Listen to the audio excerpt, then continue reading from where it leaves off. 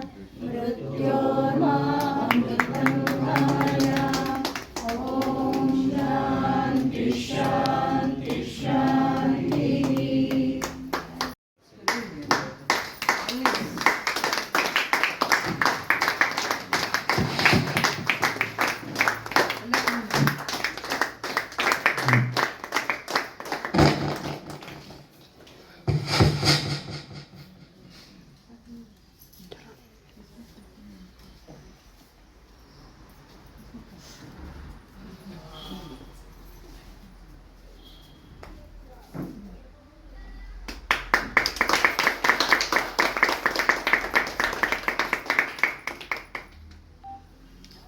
ओम मात्रे नमः ओम पित्रे नमः वंदे वरदहस्तं च सत्यधर्मस्वरूपिणं शान्तं दिव्यं गुरुं वंदे वरदापुरश्रीधरम् गम्भीरवदनं देवं गम्भीराक्षरगर्वितं गकाररूपसर्वस्वं गङ्गणेशं नमाम्यहम् कुलसम्पद्प्रदातारं सकुलहितकारिणं पितृभिर्नमितं देवं कुलदेवं नमाम्यहम्।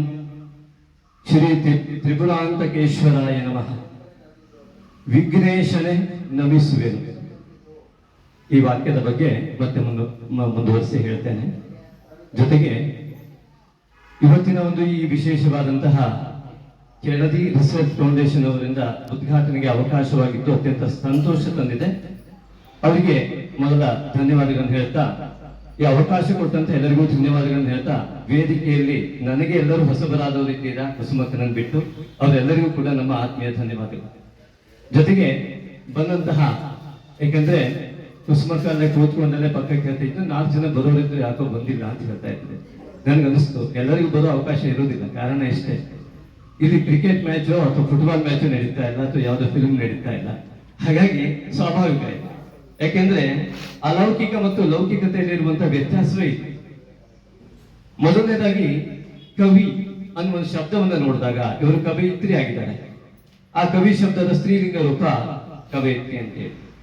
ಕವಿ ಕಣ್ಣಿಗೆ ಕಂಡದ್ದನ್ನ ವಿಶೇಷವಾಗಿ ನವರಸಗಳನ್ನ ಬೆರೆಸಿ ವಿವರಣೆ ಕೊಡುವಂತ ಒಂದು ಕವಿ ಎಂಬುದು ಸ್ವಾಭಾವಿಕ, ಅದು ಲೌಕಿಕ ಕವಿ.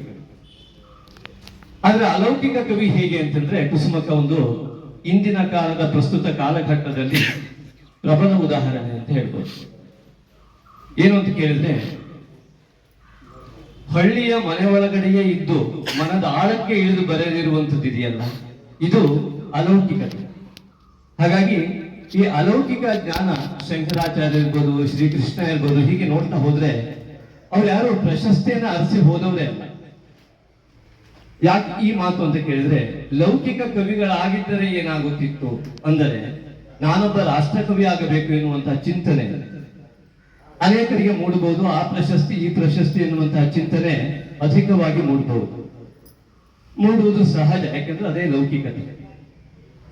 ಆದರೆ ಇಲ್ಲಿ ಅಲೌಕಿಕ ಜ್ಞಾನ ಎನ್ನುವಂಥದ್ದು ಸುಲಭವಾಗಿ ಬರುವಂಥದ್ದೇ ಅಲ್ಲ. ಕಣ್ಣಿಗೆ ಕಾಣದೇ ಇರುವಂತಹ, ಕಣ್ಣು ಮುಚ್ಚಿಕೊಂಡಾಗ ಒಳಗಡೆ ಕಾಣುವಂಥದ್ದು ಇದೆಯಲ್ಲ, ಈ ಒಂದು ಆಂತರಂಗಿಕವಾದಂತಹ ಅನುಭವ, ಆತ್ಮ ಸಾಕ್ಷಾತ್ಕಾರ, ಇದರ ಚಿಂತನೆ ಇದು ಅಲೌಕಿಕತೆಗೆ ಕಂಡು ಬರ್ತದೆ. ಹಾಗಾಗಿ ಅನೇಕ ಜನ್ಮದ ಆಧ್ಯಾತ್ಮಕತೆಯ ಸೊಗಡು ಜೊತೆಗೆ ಈ ಜನ್ಮದಲ್ಲಿ ಸಂಸಾರದ ಜಂಜಾಟದಿಂದ ಆ ಜಂಜಾಟವನ್ನ ಅಲೌಕಿಕತೆಗೆ ಪರಿವರ್ತಿಸುವಂತಹ ಒಂದು ಕೌಶಲ್ಯ, ಇವೆರಡೂ ಸೇರಿಸಿದಾಗ ಅಲೌಕಿಕ ಕವಿ ಆಗೋದಕ್ಕೆ ಸಾಧ್ಯ. ಹಾಗಾಗಿ ಇವರು ರಾಷ್ಟ್ರಕವಿ ಆಗ್ಬೇಕಂತ ನನಗಂತೂ ಖಂಡಿತವಾಗಿಯೂ ಆಸೆ ಇಲ್ಲ.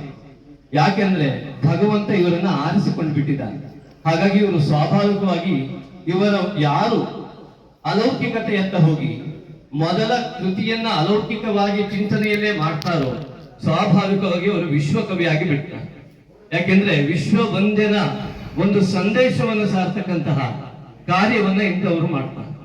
ಹಾಗಾಗಿ ಕುಸುಮಕ್ಕ ಇವತ್ತು ಮಾಡಿದ್ದು ರಾಷ್ಟ್ರ ಕವಿಗೆ ಯಾವ ಸನ್ಮಾನ ಸಿಗ್ತದೆಯೋ ಅದಕ್ಕಿಂತ ಹೆಚ್ಚಿನದು ಎನ್ನುವುದರಲ್ಲಿ ಯಾವ ಸಂದೇಹ ಇಲ್ಲ.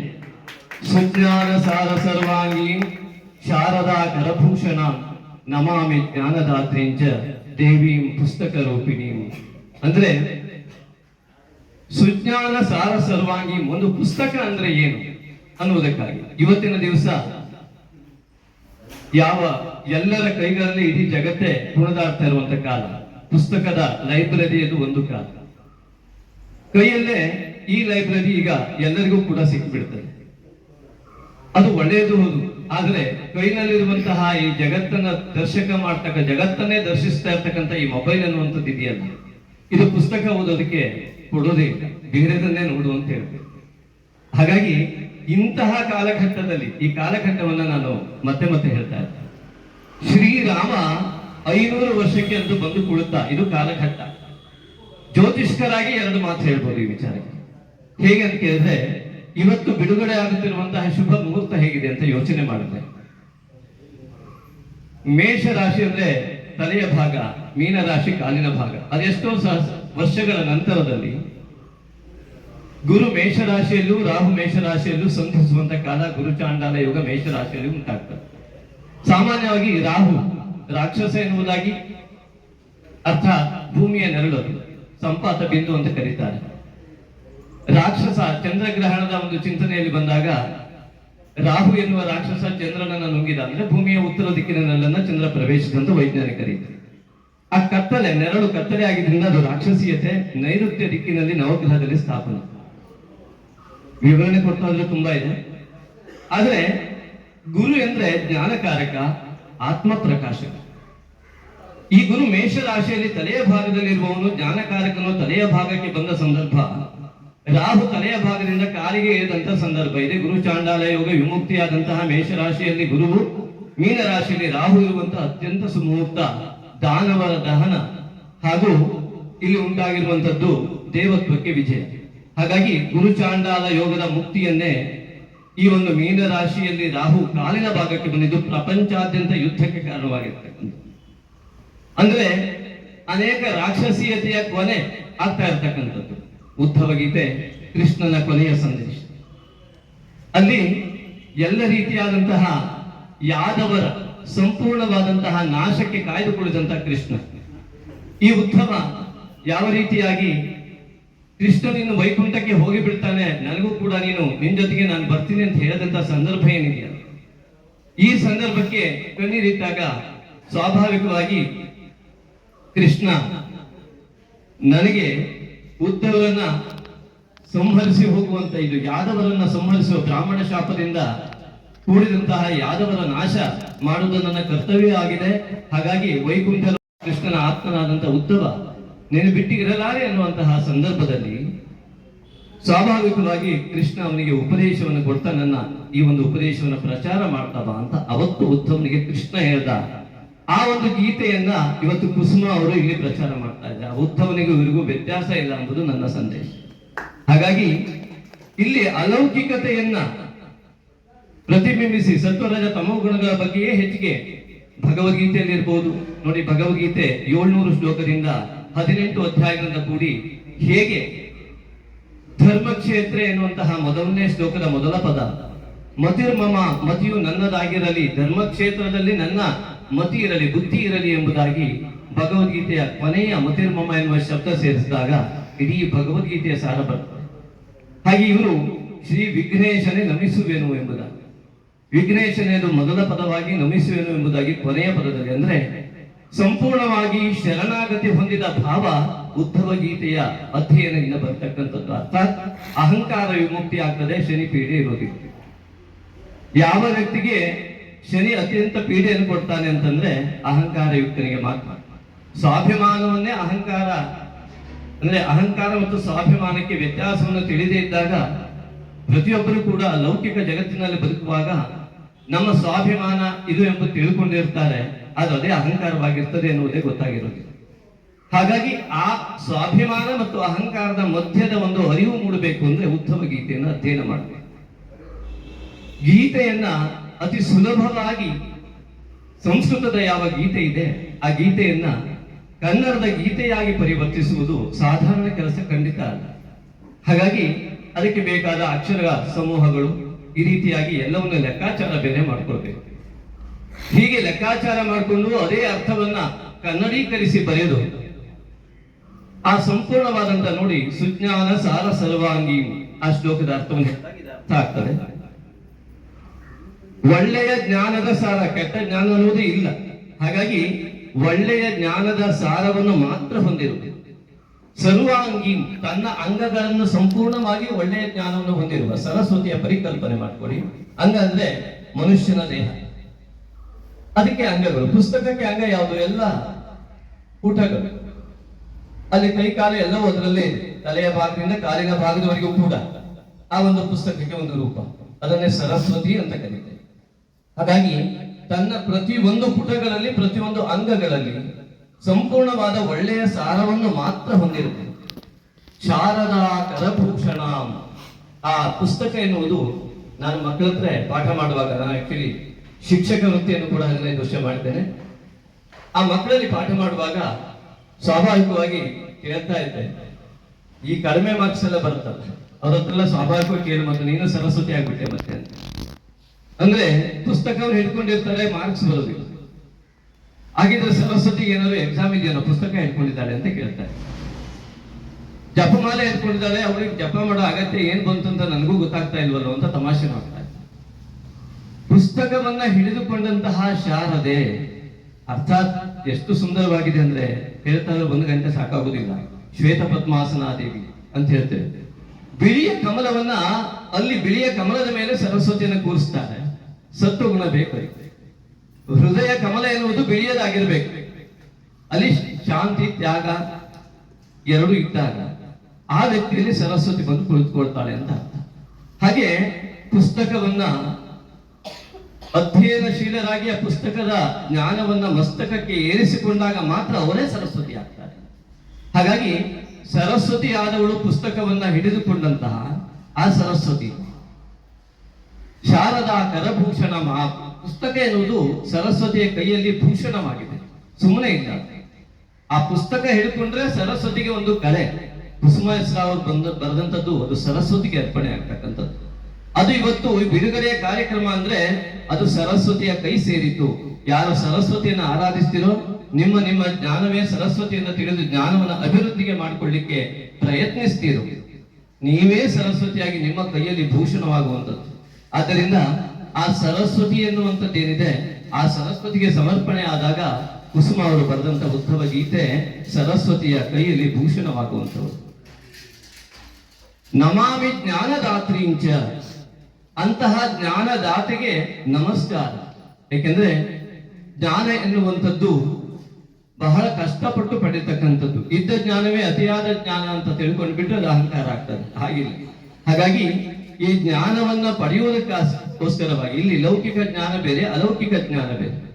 ಸಾಮಾನ್ಯವಾಗಿ ಅಲೌಕಿಕತೆ ಎಲ್ಲರಿಗೂ ಅರ್ಥ ಆಗುವುದೇ ಕಷ್ಟ.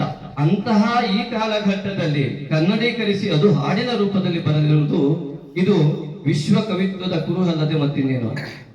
ಹಾಗಾಗಿ ಈ ಒಂದು ಗೀತೆ ಪುಸ್ತಕವನ್ನ ಅದನ್ನು ಓದಿದ್ದೆಲ್ಲ ನಾ ಹೇಳ್ತಾ ಹೋದ್ರೆ ಎಷ್ಟು ಅಂತ ಜ್ಞಾನ ಕೊಡ್ಲಿಕ್ಕೆ ಸಾಧ್ಯ ಇದೆ. ಯಾಕೆಂದ್ರೆ ಒಬ್ಬೊಬ್ಬರಿಗೆ ಒಂದೊಂದು ಜ್ಞಾನ ನೀಡುವಂತವಳೇ ಪುಸ್ತಕ ಸರಸ್ವತಿ. ಹಾಗಾಗಿ ನಮಾಮಿ ಜ್ಞಾನ ದಾತ್ರೀಂಚ ದೇವಿ ಪುಸ್ತಕ ರೂಪಿಣಿ. ಅವಳಿಗೆ ಯಾಕೆ ದೇವಿ ಅಂತ ಹೇಳ್ತೀವಿ ಅಂತಂದ್ರೆ, ಯಾರ್ಯಾರು ಆ ಪುಸ್ತಕವನ್ನು ಓದ್ತಾ ಹೋಗ್ತಾರೋ ಅವರವರ ಜೀವನದಲ್ಲಿ ಬಂದ ಕಷ್ಟಗಳಿಗೆ ಉತ್ತರ ಇರ್ತಕ್ಕಂಥ ಪುಸ್ತಕ. ಹಾಗಾಗಿ ಯಾರು ಆ ಉದ್ಧವ ಗೀತೆಯನ್ನ ನಿರಂತರವಾಗಿ ಪಠನೆಯನ್ನ ಮಾಡ್ತಾ ಬಂದ್ರು ನೋಡಿ, ಯಾವುದೇ ಒಂದು ಶ್ಲೋಕವನ್ನ ಶಂಕರಾಚಾರ್ಯ ಬರೆದಿದ್ದಿರಬಹುದು, ಇನ್ಯಾವುದೇ ಹಿಂದಿನ ಋಷಿ ಮುನಿಗಳಿಂದ ರಚಿತವಾಗಿರಬಹುದು, ಪ್ರತಿಯೊಂದು ಶ್ಲೋಕಗಳ ಕೊನೆಯಲ್ಲಿ ಬರ್ತದೆ ಅನೇಕ ರೀತಿಯಲ್ಲಿ. ಬೆಳಗ್ಗೆ ಓದಿದ್ರೆ ಈ ಶ್ಲೋಕವನ್ನ ಈ ರೀತಿ ಫಲ ಸಿಗ್ತದೆ, ಸಂಜೆ ಓದಿದ್ರೆ ಈ ರೀತಿ ಸಿಗ್ತದೆ. ಎಲ್ಲಿ ಗಣಪತಿ ಉಪನಿಷತ್ತಿಂದ ಹಿಡಿದು ಪ್ರಾತರಥೀಯಾನೋ ಈ ರೀತಿಯಾಗಿ ಯಾರು ಬೆಳಗ್ಗೆ ಓದ್ತಾರೆ ಸಂಜೆ ಓದ್ತಾರೆ ಈ ಫಲ ಅಂತ ಬರ್ತಾ ಹೋಗುತ್ತೆ. ಅಂದ್ರೆ ಕಾಲಘಟ್ಟಕ್ಕೆ ಅಷ್ಟು ಮಹತ್ವ ಇದೆ. ಬೆಳಗ್ಗೆ ಓದಿದಾಗ ಆ ವ್ಯಕ್ತಿಯ ಮಾನಸಿಕ ಸ್ಥಿತಿಯ ಮೇಲೆ ಒಂದಿಷ್ಟು ಒಳ್ಳೆಯ ಜ್ಞಾನ ಅಲ್ಲಿ ಪ್ರಕಾಶನಗೊಳ್ಳುತ್ತದೆ. ಹಾಗಾಗಿ ಸಂಜೆ ಓದಿದಾಗ ಇನ್ನೊಂದು ರೀತಿ, ಒಂದೊಂದು ವ್ಯಕ್ತಿಗೆ ಒಂದೊಂದು ರೀತಿ ಅವರವರ ಜೀವನದ ಕಷ್ಟಕ್ಕೆ ಅನುಗುಣವಾಗಿ ಇರ್ತದೆ. ಅದರಿಂದಾಗಿ ಅಂತಹ ಉತ್ತಮ ವೈಯಕ್ತಿಕವಾಗಿ ನೀವು ಅಧ್ಯಯನ ಮಾಡಿದಾಗ ಮಾತ್ರ ಆ ಪುಸ್ತಕದ ಸಂಪೂರ್ಣ ವಿವರಣೆ ಹೇಳಲು ಸಾಧ್ಯ. ನಾನು ಇಲ್ಲೂ ನಿಂತು ಹೇಳಲು ಸಾಧ್ಯ ಇಲ್ಲ.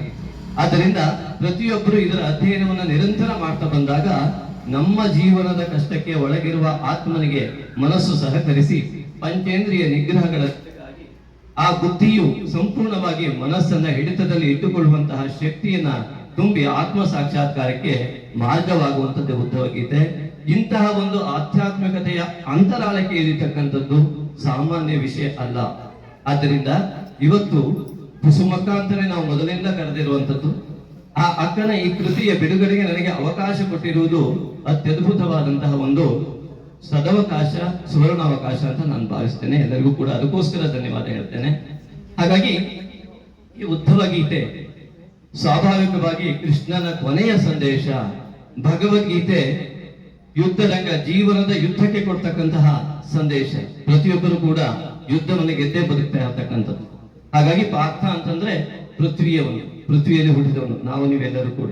ಅಲ್ಲಿ ಕೃಷ್ಣ ಅಂದ್ರೆ ನಮ್ಮೊಳಗಿರುವ ಆತ್ಮ, ಪಂಚ ಪಾಂಡವರೇ ಪಂಚೇಂದ್ರಿಯಗಳು. ಈ ರೀತಿಯಾಗಿ ಎಲ್ಲ ರೀತಿಯಾಗಿ ಗಮನಿಸ್ತಾ ಹೋದಾಗ ನಮ್ಮ ಪೂಜ್ಯ ಗುರುಗಳಾದಂತಹ ಗಜಾನನ್ ಭಟ್ ಉಮ್ಮಚ್ಗಿ ಅವರು ಪ್ರಿನ್ಸಿಪಾಲ್ ಆಗಿದ್ರು.